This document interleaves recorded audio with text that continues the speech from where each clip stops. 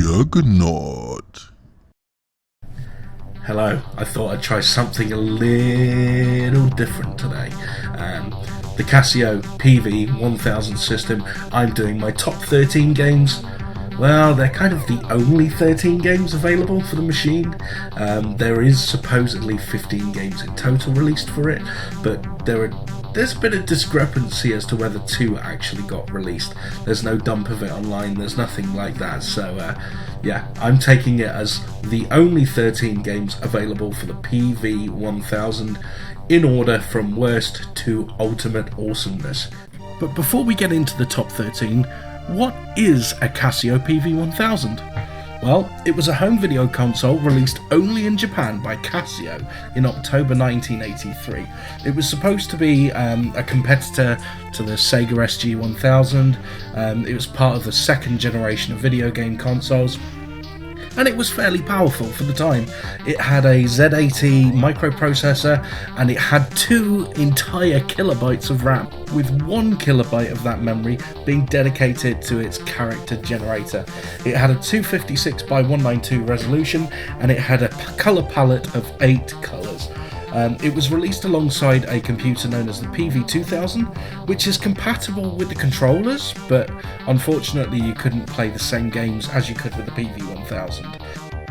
Casio later went on to release the PV-7 and PV-16 MSX computers, but the PV-1000 failed to get any market share, and it was pulled off the shelves in a matter of weeks. It was literally there and then gone again. It completely disappeared within 3 months. So it's a rare system. I feel it needs a bit of a public display, a bit of affection, a bit of love, and here we go. Without further more ado, here is my top 13 games in order from worst to first. Here we go. Number 13, Excite Mahjong. I don't find Mahjong exciting because I haven't got a freaking clue how to play it. I really should study the rules and learn to play this, because I'm sure this is an excellent version of that game, but as I don't understand it and I'm more of a Shanghai kind of guy, this is easily the worst game available in my opinion for the PV-1000.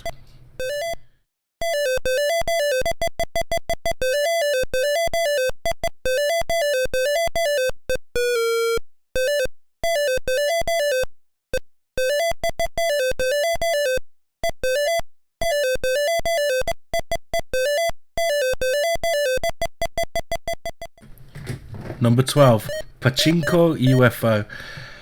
I don't get the appeal of pachinko games, I really don't. A lot of Japanese people absolutely love pachinko. The idea of pachinko is to roll balls into these pins and hopefully get the balls to bounce off into the goals that give you points, which allows you to play further. Some cafes give you tickets when you win a big prize, but this video game form, it just has no point for me. It's not exciting, it's not interesting, it's slow, it's plodding. Yeah, but I can still play it more than Mahjong, so it's in my number 12 spot. Number 11, Dirty Chameleon.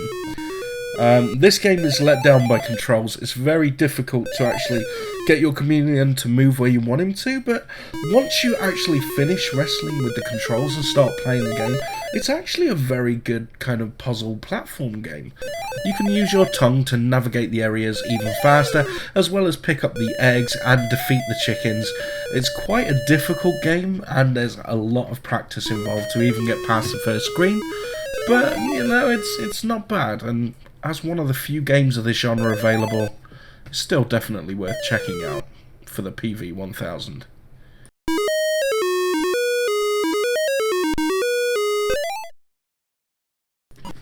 Number 10, Fighting Bug. Also known as Ladybug in the arcades. This is a conversion of the arcade game. I wasn't too familiar with the arcade version until I played this Casio game. But from what I can tell, it's quite a faithful rendition. Okay, the play area is smaller, but the gameplay remains intact. The idea is to eat all of the seeds on the area and lead the other bugs into the skulls that you see on the map to kill them off. Once you've cleared the level, you go on to the next one. Very much like Pac-Man. Quite entertaining in short bursts. and it can get quite tricky on later levels.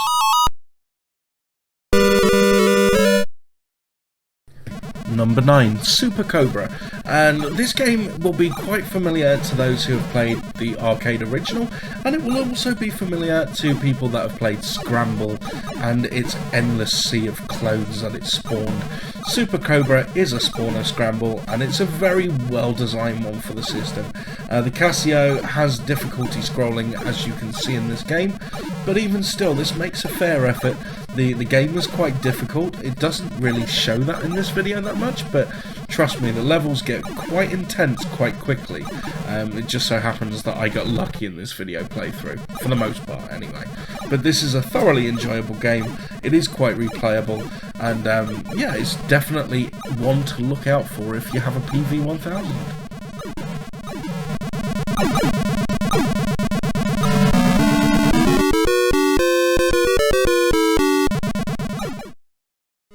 Number 8, Pooyan.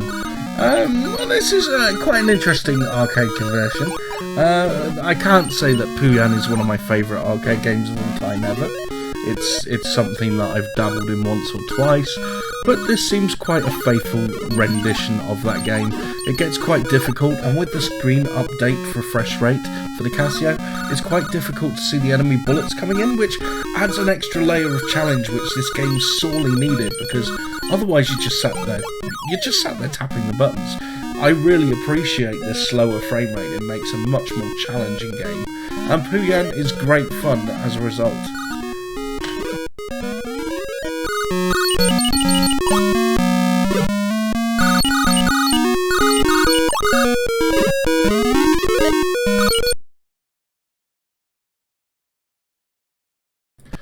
Number 7, Space Panic.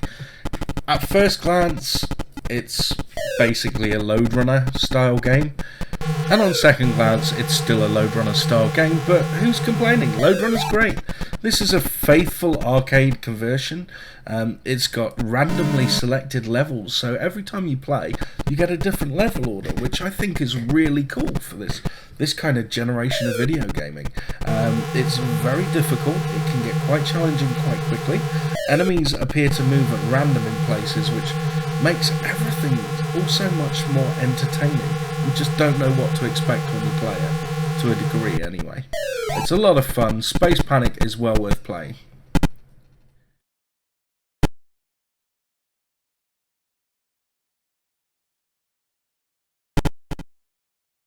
Number 6. Oh, you naughty boy! Now this is quite a repetitious game, but it's one I really enjoy for some reason. Naughty Boy, the idea is to get to the top of the screen, avoid the enemies or destroy them on your way, and then reach the top of flags and destroy them. Burn them to the ground! And yeah, that's it, really. It's devilishly simple, but it's really entertaining, it's really addictive. Once you get the patterns and the enemies down, it is quite an easy game, and that challenge doesn't increase until you're about 10 rounds in. So it's a game that you can master quite quickly, and you have fun doing it. So yeah, I can do nothing but heartily recommend Naughty Boy.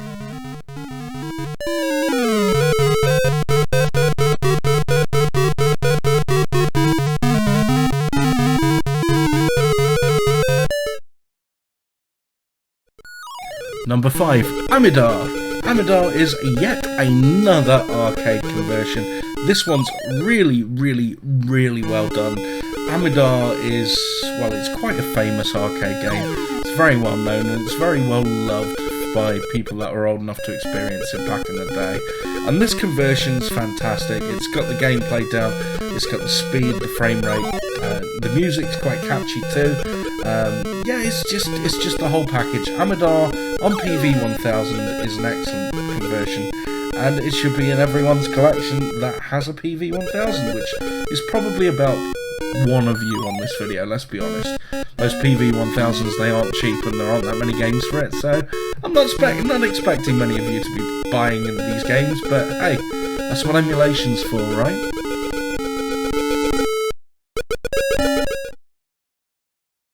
Number 4, Tutankhamun. This is probably the most technically advanced game for the PV. It's a very good conversion. The graphics are very detailed and crisp. The sound is very well done. The gameplay is extremely difficult. It's very challenging, and that challenge just scales upwards as you go along.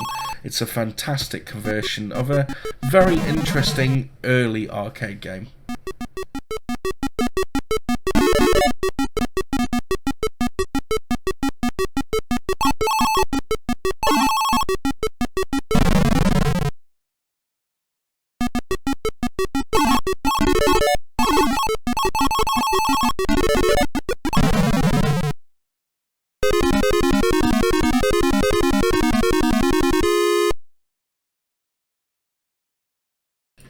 Number 3, Turpin, also known as Turtles.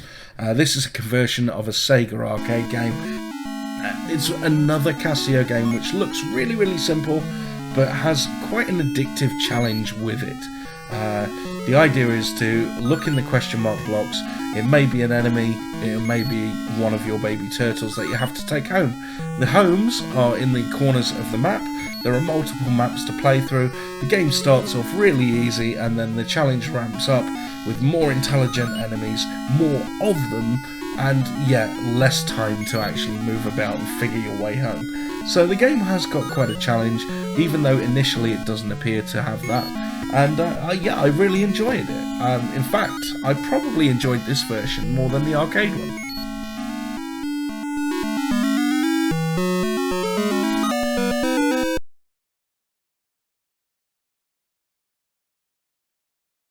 Number 2, Dig Dug. What a conversion! This is great. It's big, it's bold, it's bright, it's beautiful, and it plays well. The music's the same. Everything that you'd want in a Dig Dug conversion is right here, staring at you through your TV screen. It's a wonderful conversion. It really is. All of the gameplay is there, even though it may graphically take a hit from the arcade version. What's important still remains as true as it ever was. Dig Dug's fantastic, and this conversion's no exception. It's an absolute must play, it's an absolute must enjoy, it's an absolute must have.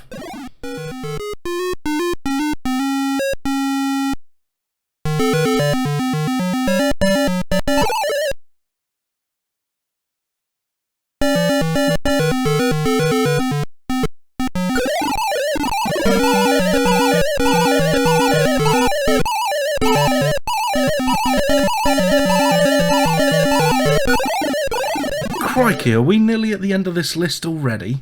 Before I reveal my number 1 game, let's look at grainy footage of 2 games that were possibly not released retail-wise. The first is Frontline. I've got mixed reports on this. Some people say it actually made it to stores, some people say it didn't.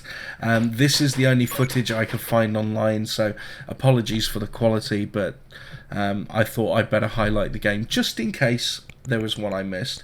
It seems like it's a vertically scrolling shooter. It could have been quite accomplished. It looks quite nice, but alas, I've never played it, so I don't know.